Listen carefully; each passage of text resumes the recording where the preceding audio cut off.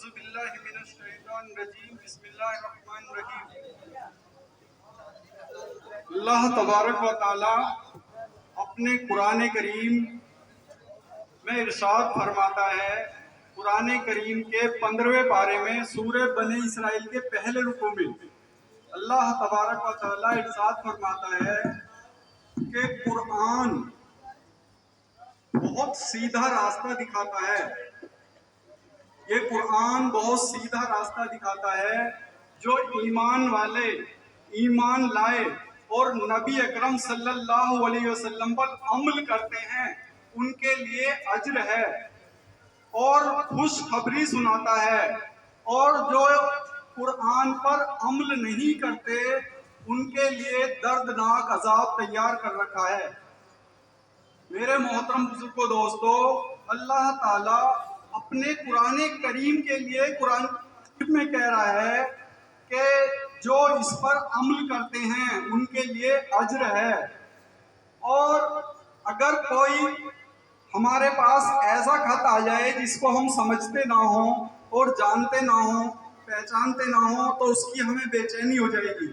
اور یہ اللہ تعالیٰ نے ہمیں قرآن دیا ہے، اس کو ہمیں سمجھنے کی اور سوچنے کی، پڑھنے کی کوئی بے چینی نہیں ہے۔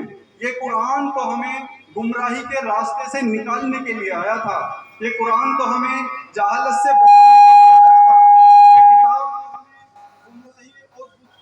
بچانے کے لیے آیا تھا، یہ کتاب تو ہمیں جنت کا سیدھا اور صاف راستہ دکھانے کے لیے آئی تھی، یہ کتاب تو ہمیں بدعت اور بت پرستی سے بچانے کے لیے آئی تھی، یہ کتاب تو ہمیں دنیا اور آخرت کا پیشوا اور امام بنانے کے لیے آئی تھی، یہ کتاب تو ہمیں ہر انسان کے لیے سعادت اور انصاف دلانے کے لیے آئی تھی۔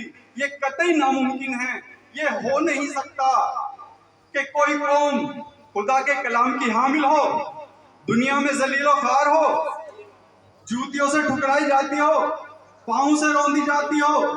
یہ کام اس وقت ہوتا ہے جب یہ قوم اپنے کلام پاک پر ظلم کرتی ہے۔ میرے محترم بزرگوں دوستو، اب تھوڑا سا میں ہندی میں سمجھا دوں کہ اس کا کیا مطلب ہے۔ اس کا مطلب ہے کہ یہ کتاب تو ہمیں جوا اور سکتا سے بچانے کے لیے آئی تھی، ماں باپ کی خدمت کروانے کے لیے آئی تھی، بھائی بہن کا حق ادا کروانے کے لیے آئی تھی، لیکن آج ہم کہاں جا رہے ہیں؟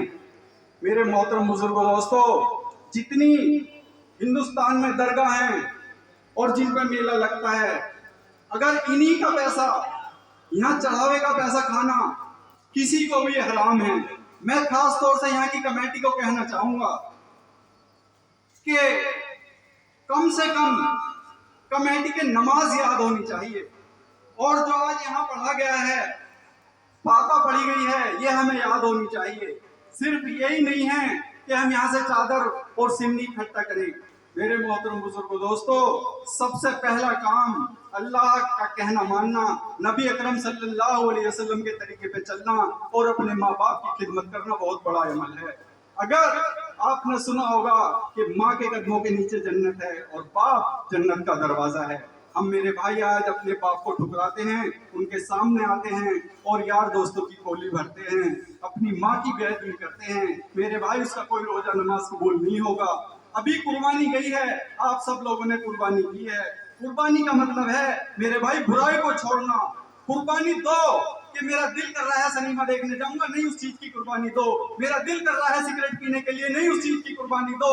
میں قربانی دوں گا انشاءاللہ، میں اپنے ماں باپ کو خوش رکھوں گا۔ جو بچے جوا سٹا شراب کھیلتے ہیں، میرے بھائی، ان کے ماں باپ بھی ناراض ہیں، ان کی بہن بھی ناراض ہے، ان کی والدہ بھی ناراض ہیں، ان کی بیوی بھی ناراض ہے۔ میرے بھائی، ماں باپ کو راضی کر لو۔